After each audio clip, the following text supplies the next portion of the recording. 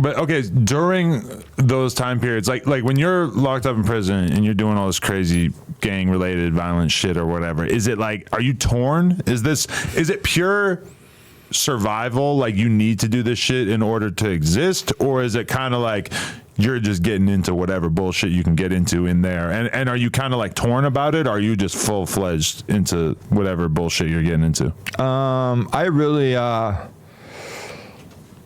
mean, there was times, I just, sometimes you just get into the bullshit, but there's times when you're inside there and stuff like that, and it's not really like, that you're bored or you're trying to do stuff, man. Is that you, like I had honor and that pride and all that stuff. And it wasn't just about me. It's like, you look at like when I'd be like, a whites meeting, you're looking overhead and you got 45, 50 or 75 white guys looking up to you. And you're like, damn, I can't let them, I can't be weak here.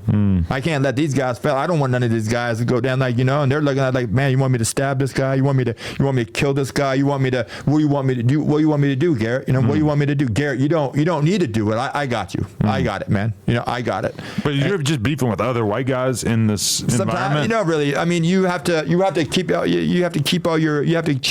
check your own people, man. Right. We're not all just walking a straight line in there. We have, and so if there's times when you have to check your own people and keep people and keep people in line, keep people in tow.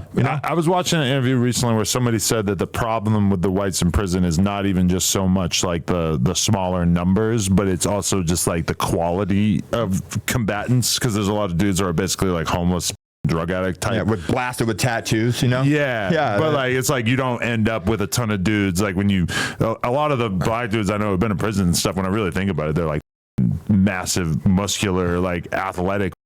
They're just like that anyways, man. They're just you're just like, God damn, God damn, Yeah. Motherfucker goes there, eats some tuna. He's eating tuna out of a bag and oatmeal and shit and driving and just blowing up like God, You're just like, God damn. But are you like full blown like drill sergeant, like trying to whip your troops into shape? Man, that's no way. You're locked up? That's not how you lead, man. That's not how you do it. I mean, you're not in there like making them do this, like you're making them do things like you're working out every single day, right?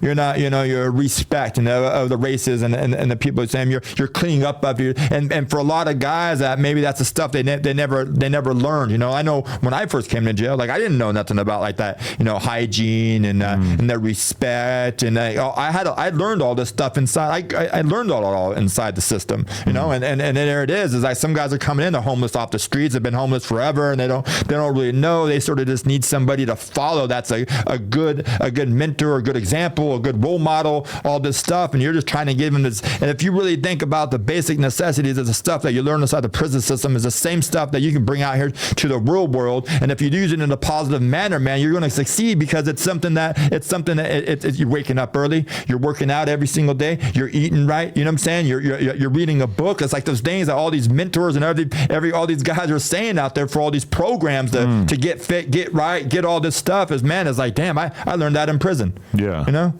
And I just think that you're right, man. A lot of those guys coming in and you're on a yard and so you got 50 guys, you got 25 of those guys are just useless, man. They're old, they're into God, they're homeless, they can't fight, they're just they're too scared for their life. Those are the guys I think that when you're in that position I was in, that those are the guys that you're protecting, man, because those are the easy targets. Those are the ones that the other races are going to go after. They're going to stab, they're going to slice, they're going to straight murder them on the line. You know what I'm saying? Because they don't know how to protect themselves. And so when you're out there and you're running that line, I think the guys that you have to push back, that are going to you have to protect them, man. The soldiers are going to protect. You have to protect them. But okay, somebody of another race kills a random white dude. Yeah. What happens? Like, how do y'all handle that? Full on riot, man. It's so there's that's something that can go on for years, dude. But there's no shot callers having a meeting. It's just like, it's just boom, it goes down. It's gonna, as soon as that would happen on the yard, it's gonna kick off right then and there, man. Right. And but usually, and it's hard to say, because usually there's always something that leads to it, man. It's like living in a very small community,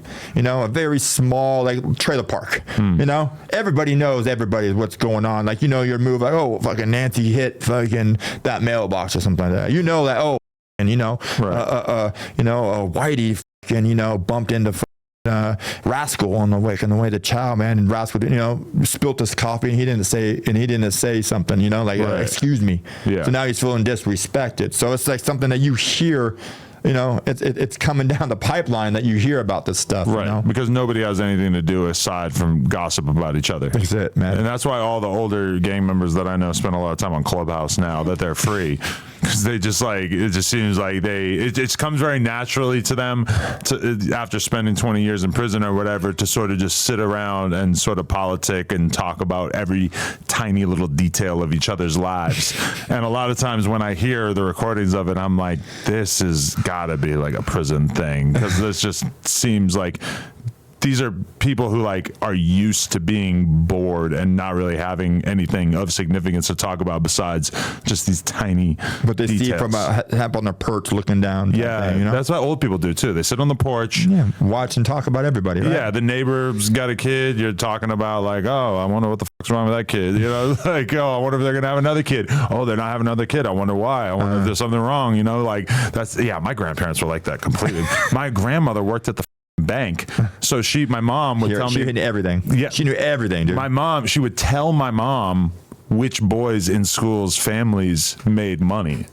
And my mom was horrified by this, super offended. But her mom was trying to tip her off to who would be a good boy to go on a date with, which I was always kind of fascinated by. I'm gonna rob him. No, but it sounds like I'm painting my mom as a gold digger. To be fair, I don't think she really took that advice. But I also don't know if anybody in Laconia, New Hampshire, would have really had much money to steal. But okay, so. When you are I'm fascinated again by this idea of you sort of just walking up in there and you're just in a position of power. Was there anybody how did that conversation go between you and the other guy who's kind of the leader at the time that you show you're up? Done. I'd be like, you're done, dude. I wouldn't walk in and right off the bat. I'm gonna tell you, I walk in and it's usually something that would be it's being known. It's just I walk in and they see me and they be like, you can have this. Really? Yeah. There's only one time I walked in and I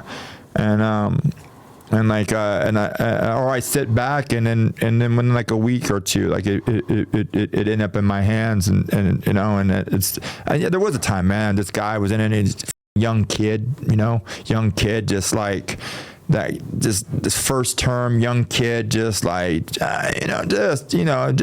bouncing off the walls, high on drugs, fucking just taking advantage of every white guy with money, and I swiped it. I said, no more, dude.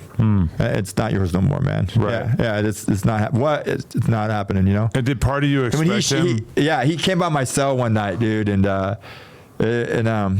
by this time I got cell phones and shit doing in there, man, and I'm trying to bring my lifestyle from the streets, and I'm bringing my lifestyle from the streets inside the prison system, and I remember this guy, I did use a couple times when I was in there, but I wasn't one because I always like to keep the level head when I was inside, and this guy, man, he was high as a kite, dude. And he came by, and he came by with his arms touching the back of his heels, type thing. And he's looking out my cell window, and he's in my door, my cell. He's looking at me. I'm looking at him, dog. And I'm like, and I revoked, man. Your privilege is revoked, man. You want somebody like that calling the shots for you? No. But were you expecting him to come and try to kill you or something in order to try to reclaim? I was expecting him to get so high he'd tell on himself, bro, and roll it up and end up in a PC dorm. Really? Because that's, a lot of times that's what happens. Too hard, you get scared, and you just you fucking shoot yourself in the foot. Could you have imagined a situation where you would show up though and you wouldn't be, or you would be intimidated, or you would show respect to the dude who's in charge, and you would kind of fall in line with the program, or I've been in that. Do you feel like you're just the type of person that was just gonna try to dominate? I just think that my presence, and I'm just one of those guys that coming in with my presence, I'm just going to dominate. And that was when very young, I sort of got picked up into these right hand positions, and it's just sort of those things that maybe it's just the way you carry yourself, the way you move in there, the way you're nobody really has to tell you, you don't have to be told to do the program, you just already know it, and you're carrying yourself really well, and it's sort of guys see that, and it's sort of you just you get your own get in when you fit in. And these guys, I got the guys that were bringing me up were guys that just were the guys, were the dudes, and so it was just like, that's who I, they didn't have to really tell me nothing. They were just examples for me. They showed me every single day of how to deal with situations, how to read situations, deal with situations, and do all the stuff inside the prison system about this and that, and you sort of just learn. And so the next thing you know, 5 years later, it's sort of just like ingrained into you. Right.